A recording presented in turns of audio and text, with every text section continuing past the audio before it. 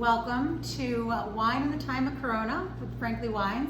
This is the start of our virtual tasting because as the reality of this pandemic sets in, we realize that we don't get to see you guys nearly as much as we are used to. We generally enjoy and pride ourselves on customer service that involves, really embracing our community, hearing what you're having for dinner, learning if there's any grapes or regions that you are interested in trying out, and we always love to be full of suggestions. However, if you can't come to us, we need to bring suggestions to you. And so we thought the best way to do that was going to start virtually tasting some wines so that we still get to bring you all the fun information that you miss and our smiling faces since we won't get to see you in the store. So we're kicking this off on a Thursday. That would be normally a night that we would be doing our in-store tasting, where we are used to seeing a lot of our community and our neighbors and having a little fun educational session with some wines. So we're starting this tonight, and as I began to think about exactly how I wanted to flesh out what each lesson would be, I originally kind of was bouncing around a little, and then it occurred to me that a more interesting way would be to kind of take a journey and just focus on a country and walk through it. And I'm hoping that this really helps you guys to be able to put some connection to wines and where they're from and exactly why they're special for that reason. So I'm going to quickly start with a little background on me. My name is Liz. I'm the main buyer for Frankly Wines. And so you often will notice if you come in here that there is an awful lot of Italian wine. And the reason for that is because my wine career actually started with Italian wine. I was originally in New York to be in the fashion industry. I was supposed to be a fashion designer.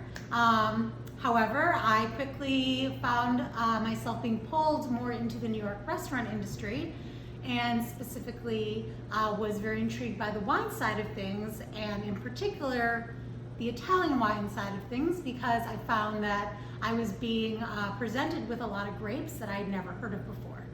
So my opening task in the world of wine was really to challenge myself at 26 years old to completely master all of Italy. I wanted to know every region, every grape, every DOC, every DOCG. Now, fortunately, I was in a good place for that because I was working at the now closed Inoteca, which was a small restaurant but really cool wine bar that was on the Lower East Side, and we had a gigantic list.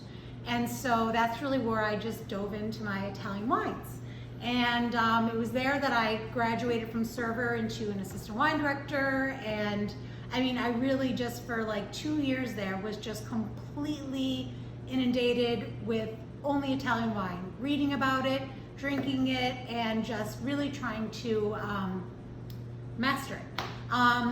In 2009, I then went to Italy to actually work harvest, because at that point I had spent 2 years just studying my butt off, and I'd still never been to any vineyards. And when I arrived there, I flew into Milan, and I had basically, originally I had hoped to just maybe go and work harvest with one estate, but in reaching out to several different wineries, I'd been told, yes, I could come here, and I could come here, and I could come here. So I slowly made a plan to basically travel throughout the entire country throughout the fall of 2009. So again, I landed in Milan, and the very first day I drove up to the Val d'Aosta, which is not really traveled by many. It's the tiny little Aosta Valley. It's a mountainous region in the very top northwest corner. Shares a very long border with Switzerland as well as with France. But yeah, up there you might see a little Nebbiolo, but you see a lot more of these interesting other grapes. So I figured that the easiest way for me to kind of tour you through Italy would be to begin you on very much the same path that I started on myself back in 2009. So the first wine of today's tasting It's gonna be the 2018 Torrette. Some people say Torrette. It's technically Italian though, so you should say the E. But this is from a producer, Grosjean Frères, which is a French name. Up in the Val d'Aosta, since they share, as I was saying, they're kind of tucked up there in the Alpine neck of the woods. They speak French and Italian there, so it's not odd to see a producer with a French name. And it's not even odd to see or hear people pronounce things in a French manner or an Italian manner, which is why it's Torrette either way. So this is a wine that is based mainly on a grape Petit Rouge, which also does have some roots in Switzerland, though most people feel it's native to the Aosta Valley. It's kind of like a lighter varietal that is somewhat akin to a Gamay. It's light, it's pretty. The balance of the wine is going to be a mixture of other local grapes, Vendanus, Doucet. I think Cornline can also be in it, but this one has specifically the Doucet, the Vendanus, and then also a little bit of Fumin and Maillet. This is a bottle that's $22 on the shelf. It has had a lot of, I don't know if lovers is the word exactly, but there's been several people who have enjoyed this throughout many vintages. It's a very kind of light and elegant, easy drinking wine. You can kind of see from the color, it's got some opacity to it, but at the same time, it's definitely a very kind of light and easy red.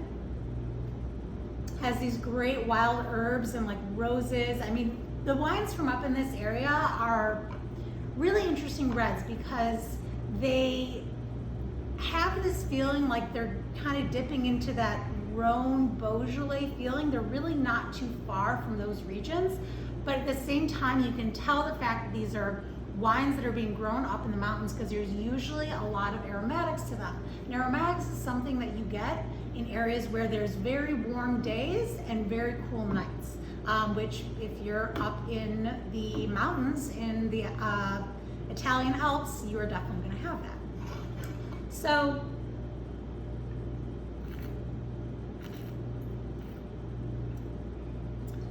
there is some nice structure, but it's light. It just kind of like dances across your palate. It does bring this beautiful little soft savory note to it. It's the type of wine that I would say you could eat a more delicate pasta with. Something where you're going to want to pop the herbs, or if you had just a little bit of meat in it. You definitely could have this with you do not need meat, especially if you were actually doing it would honestly go great with an agnolotti del Plin, which is a Piedmont dish, but either way, yeah, white meat, light meats, anything. If you were going to roast a chicken with some great like thyme and wild herbs, this would be a beautiful wine to have with it, and it's also an excellent wine for the summer. Yeah, but this is a very, the Val d'Aosta it's a very kind of soft hidden place, and it's got these crazy steep vineyards, and yeah, it's an interesting corner of Italy, but it has some really cool gem wines. In fact, we're going to taste a white from the area on Tuesday. But for now, I'm going to move on to the second red. So now I'm going to cross all over the back of the border into northern Piedmont. This is a wine that's Cantina Gaggiano. It's Coste della Sesia. So the Sesia River is a river that kind of runs north-south, and it specifically goes through the Alta Piemonte, or the northern Piedmont region. And it on the east side of it, you'll see the town of Gemme. Across the river, you've got Gattinara, you've got Bramatera, you've got Lissona, which is actually where their winery is based. Boca. You have all these small towns up here, and a lot of them are known for also growing Nebbiolo, just like their buddies down south in the Langhe, but oftentimes you end up seeing some other local grapes blended in. So in this situation, we've got 90% Nebbiolo, and then the other 10% is Vespolina, which is a local grape. It's often added to their wines for a little bit more color and body, like it brings more similar to almost a Barbera weight. It's got a little more purple to it. But yeah, you often find them blended in just a little bit to give these high altitude Nebbiolos just a little bit more color and plushness to them. Interestingly enough, the Nebbiolo that's going into this bottling, so this producer actually has holdings throughout several of those towns I mentioned, Gattinara, I know they have a Lissona, they have a Bramatera, but the fruit that's in this bottling is specifically mostly declassified Gattinara. Gattinara is one of the main towns up there that has been known a little longer than some of these other ones. It has volcanic soils, and as such it tends to make Nebbiolos that are a little bit more structured, grippy. They tend to age a little longer. The Coste della Sesia, which I need to pour in my glass so I can talk about it some more. This guy, you immediately start getting a little bit more, truthfully, when you first opened it, it was like very, very mineral. Now I'm starting to dance a little more into just like a little bit of that like muddy boots or barnyard, some people like to call it, but like it's got like iron and like a little mud to it. And then otherwise though, yeah, this like great cherry fruit also coming out as well. So now this is something that, even though it's mainly declassified Gattinara, it's $23 on the shelf. I guess I should mention at this point that most of the wines that we're doing for this segment, we're keeping as wines that are a little bit more everyday price points. However, like from this same area, we have a really cool 2013 Boca. We also have a really cool 2006 Gemme from the Colis Preclime, which is Cantalupo. And then there's also, well, I'll talk about that one next week.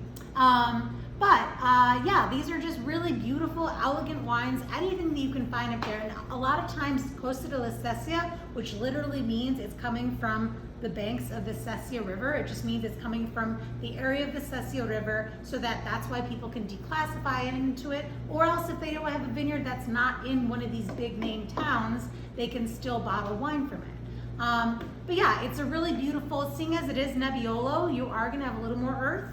If you were doing any sort of dish with some mushrooms, immediately a great pairing. Even if you're just gonna hit something with a little truffle oil, as sometimes people like to just throw a little onto pasta or onto pizzas, that's great too. I tend to feel that it goes really nicely with pork, but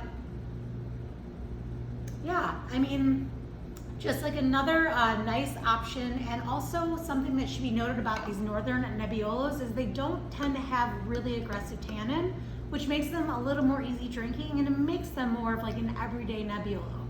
Are you gonna hold on to it forever? Are you gonna decant it and have a big meal? Probably not, but it's definitely an everyday Nebbiolo. So that was the first segment of tonight's wines. And next Tuesday, we're gonna stay in the same neck of the woods. We're gonna do a white from the Val d'Aosta, the Isio Voyat, the Bianco La Gazzella, which is a 2014, which is cool because it has a little age on it. I actually tasted this in December and I was like, this is awesome, but I didn't get it right at the time. And when I was trying to think of a really cool white, I was like, I know. It's actually Moscato Giallo, which is Moscato, totally fermented dry. It's got amazing minerality and beautiful aromatics, also helped by the fact that it's high altitude up in the mountains. Then the other one we're gonna do is Produttori di Crema Classico. And something we'll talk about next week is in these areas where you have very, very steep vineyards and very small plots that literally people are crazy to still be farming, you end up with situations where it makes more sense sometimes for people to kind of bring all their fruit together in a co-op situation. So the crema is from the produttori, or the local cooperative, which makes it a very good price and a really great way to enjoy crema, because there's very few people who actually bottle on their own and the prices tend to get a little higher. But anyways, I'm excited to talk to you about those on Tuesday.